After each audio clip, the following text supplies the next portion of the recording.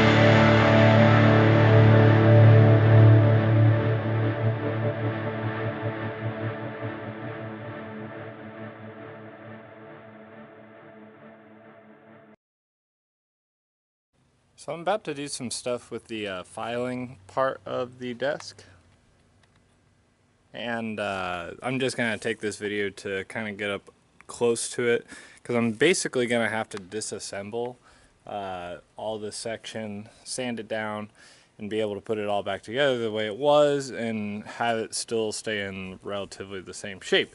So this is my system that I'm going to go with.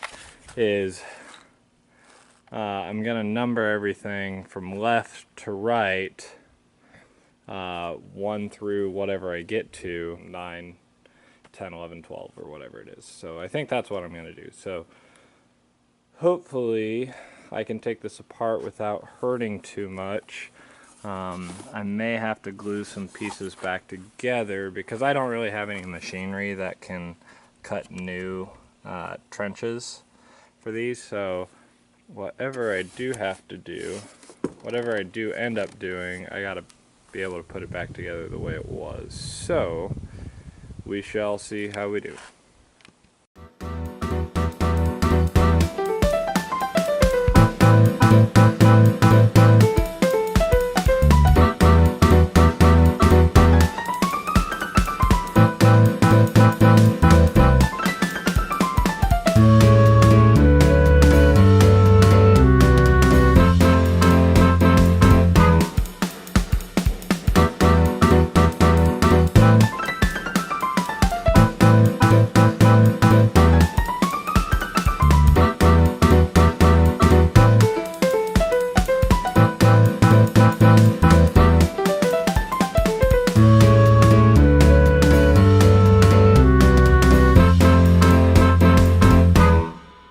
So my status update is that I have the cubby section all taken apart and disassembled, and I was fortunate enough that there's only 2 parts that kind of split apart from each other. I have everything marked off so that I remember how all of these different pieces go back together, and I remember the order in which I did it in.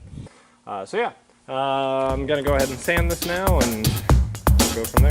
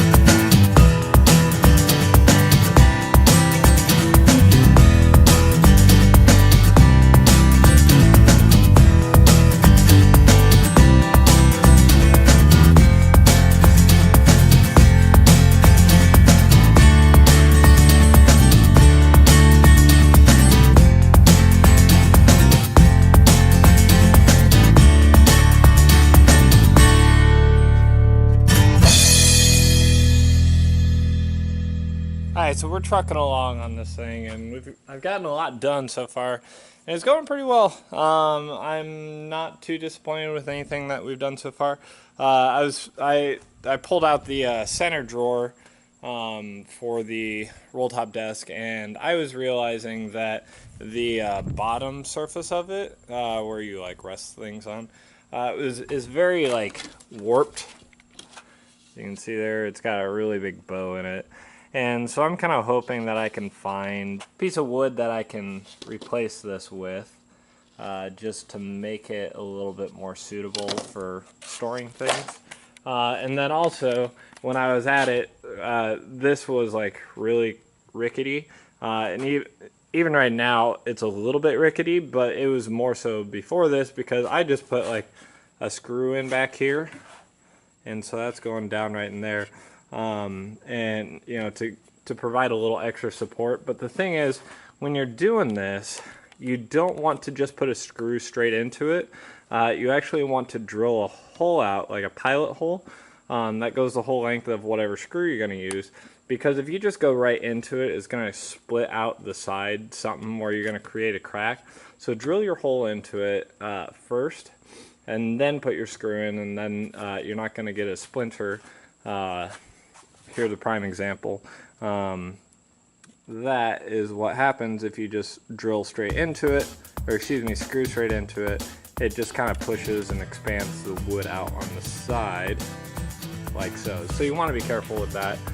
Drill your hole, then put the screw in, just to make things a lot easier for yourselves and a little bit less headache. So I'll try to do a close-up of that for you.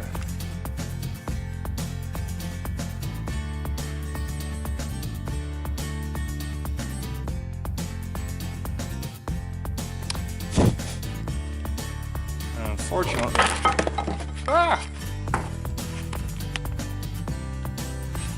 just for all of you who didn't catch that, I caught the camera before it fell on the ground.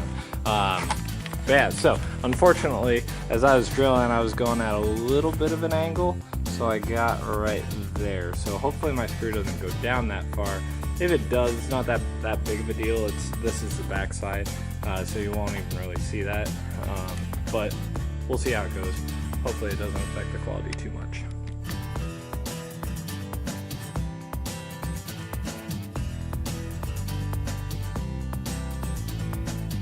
Fortunately, it did come out the other side, but let's see if this is any sturdier. Oh yeah, that's a lot better. And I got a little cutoff tool I'll probably just take to that, and so end up right around there so it doesn't have a problem. But I mean, the important thing, we didn't split it, and it's more rigid. So, kudos.